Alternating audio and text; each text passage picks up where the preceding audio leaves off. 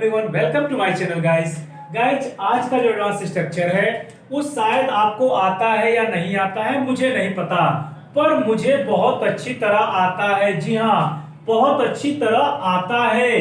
कुछ भी अगर आपको काम कोई करना आता है, उसके लिए आप क्या यूज करेंगे?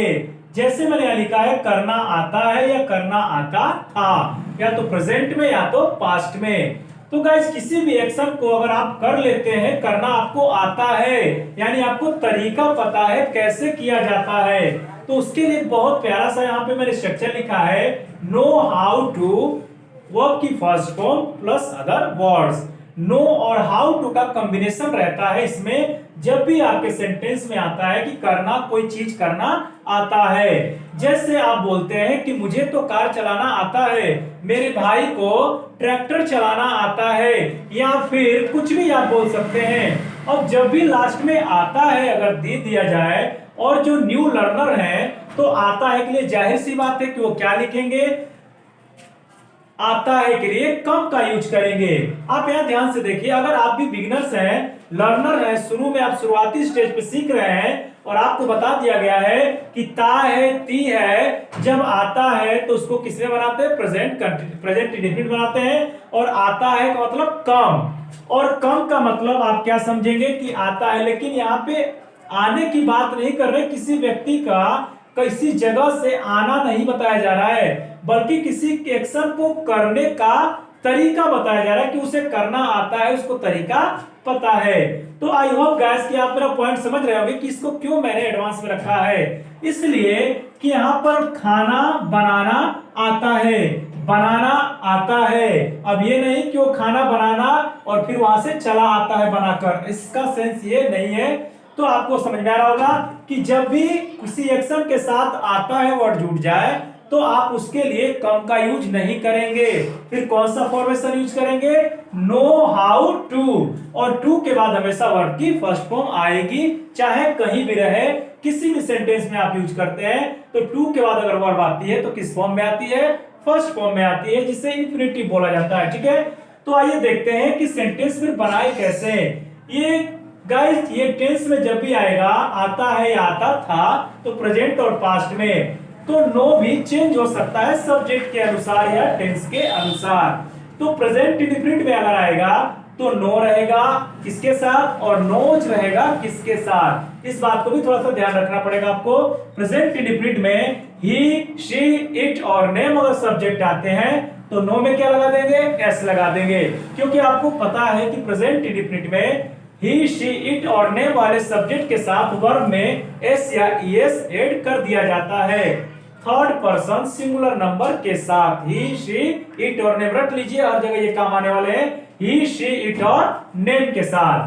तो यहां पे मैंने सेंटेंस लिखा है कि मुझे खाना बनाना अच्छी तरह आता है। तो खाना बनाना अच्छी तरह आता है, तो गाइस यहाँ पे आपको दिख रहा है कि प्रेजेंट में मैं बता रहा हूं कि प्रेजेंट में ये काम करना मुझे आता है, या मैं इस काम को करना जानता हूं। अब आई मुद्दे की बात कि नो का प्रयोग क्यों किया गया है? आता है की जगह नो का प्रयोग क्यों किया गया है? इसलिए कि सेंस ये कहना चाह रहा है कि मुझे खाना बनाना अच्छी तरह आता है, मतलब मैं जानता हूं कि खाना अच्छी तरह कैसे बनाया जाता है। ठीक है, मैं जानता हूं, आता है मतलब मैं जानता हूं। तो आने के लिए कम का यूज नहीं करेंगे, बल्कि उसकी जगह जानना का सेंस आ रहा है तो नो का यूज करेंगे। एक आध तो सेंटेंस आप बना के देखिए, उसके बाद आपको प्रैक्टिस जब हो जाएगा गाइस, तो इतना आपको समझाने की जरूरत नहीं पड़ेगी, और आप एकदम फ्रिक्वेंटली सेंटेंस को स्टेप करने लगेंगे।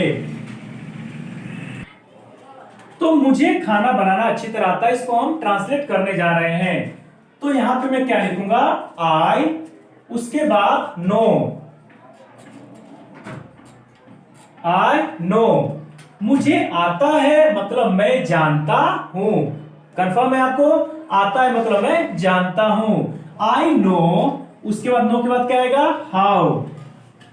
वेट एक मिनट, क्योंकि यहां पर मैंने अच्छी तरह का भी, तो नो के बाद अच्छी तरह के लिए वेल का यूज करेंगे। जैसे बोलते हैं ना कि मैं अच्छी तरह जानता हूं, तो क्या बोलते हैं? आई नो वेल।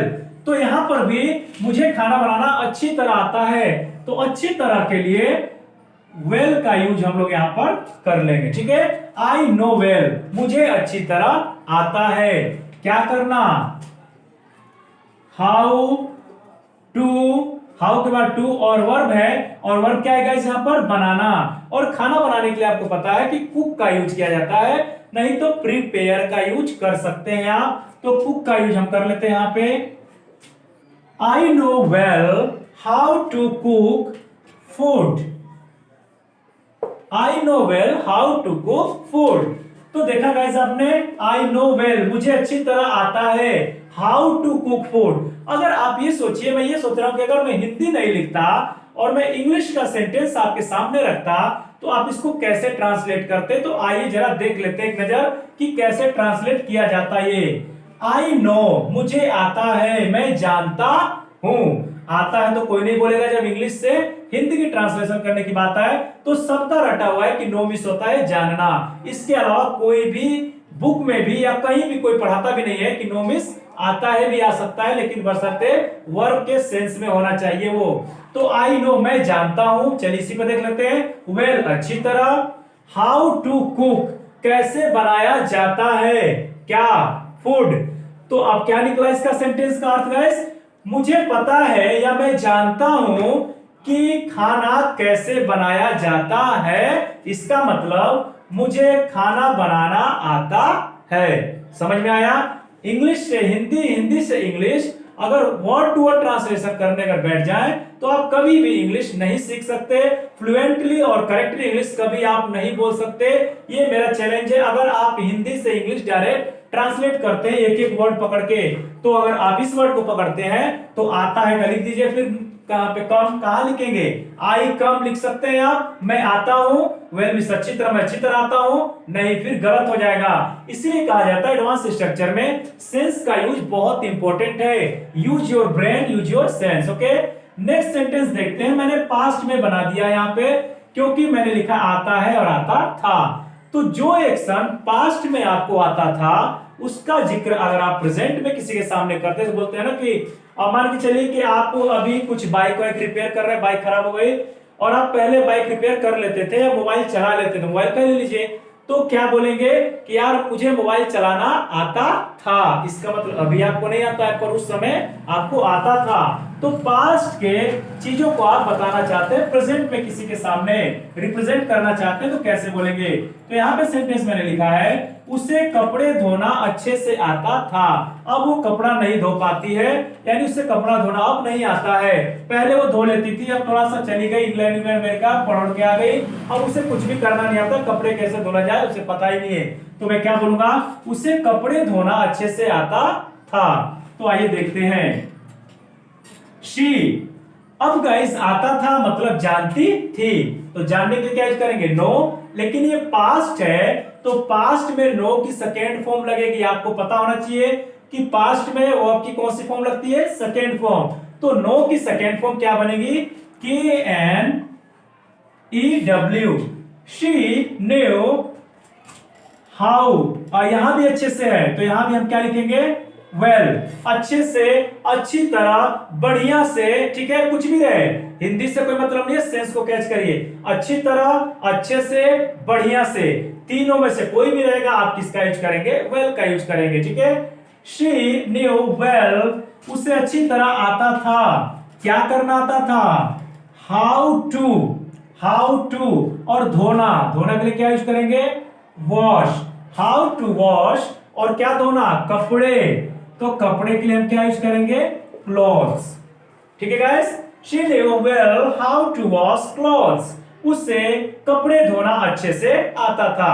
अब गाइस आपने प्रेजेंट और पास्ट में दोनों में देख लिया। फिलहाल मैं यहाँ पे दो ही सेंटेंस बना पाया हूं क्योंकि आपको समझाना था और समझाने के लिए एनफ है ये। अब मैं यहाँ पे आपको खुद प्रैक्टिस करा दे रहा हूं, आप मेरे साथ रहिए, आप प्रैक्टिस कर लीजिए। मैंने यहाँ पे मुझे को हटाकर उससे लिख दिया, ध्यान से देखिएगा, उसे खाना बनाना अच्छी तरह आता है, तो आप क्या यूज करेंगे, आप बना के देखिए, उसे खाना बनाना अच्छी तरह आता है, बस मैंने यहाँ पे सब्जेक्ट चेंज किया है। तो उससे आता है मतलब शी या ही, लड़का या लड़की हो सकती है।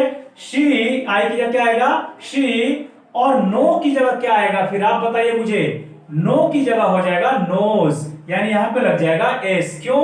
क्योंकि अभी मैंने बताया ही, शी, इट और नेम अगर सब्जेक्ट यहां पे आ जाए तो इस वर्ब में एस या एस जुड़ जाएगा। क्यों? क्योंकि प्रेजेंट में बात बोली जा रही है, तो प्रेजेंट में नो का क्या बन जाएगा? नोज हो जाएगा।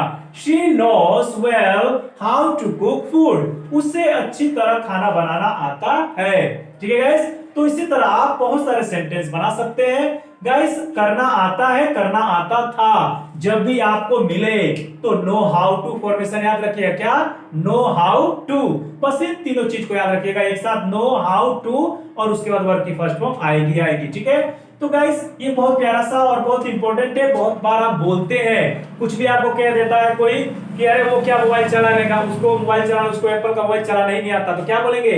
मुझे मोबाइल चलाना आता है। ठीक है, मुझे मत सिखाओ, मुझे मोबाइल चलाना आता है। मुझे कार चलाना आता है, I know how to drive car, मुझे मोबाइल चलाना आता है, I know how to operate mobile. ठीक है, तो इस तरह से आप घर पे प्रैक्टिस करिए, छोटे छोटे सेंटेंस लिखिए पहले और उन पे प्रैक्टिस करिए, जैसे मैंने अभी 2 सेंटेंस बोला। ठीक है, तो गाइस इसी तरह अगर आप प्रैक्टिस करते रहे तो definitely one day you will become a good speaker, आप एक अच्छे स्पीकर बन सकते हैं। बशर्ते मतलब एज ए कंडीशन यहां पर रखा गया है, आपको रेगुलर प्रैक्टिस करना होगा, मेरे चैनल पर बने रहना पड़ेगा। जो भी अपडेट आता है, जो भी वीडियो आती है, आपको नोटिफिकेशन मिल जाएगा। आप चैनल को सब्सक्राइब कर लीजिए और वहां बेल आइकन है, बेल आइकन पे ऑल दबा दीजिए, ताकि जब भी वीडियो अपलोड करूं आपके पास फर्स्ट नोटिफिकेशन आपके नोटिफिकेशन बार में मिल जाता है। तो गाइस मेरे वीडियो को देखने के लिए शुक्रिया। Thanks for watching my video again. मिलते हैं नेक्स्ट वीडियो में। God bless you, till then take care.